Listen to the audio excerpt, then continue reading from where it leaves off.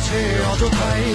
নির্ভুল এক নিয়তির মতো উত্তর জানিয়ে যাই দুঃসময়ের অভিশাপ না পাওয়ার অভিধান হৃদয়ের মাঝে পড়ছে কেন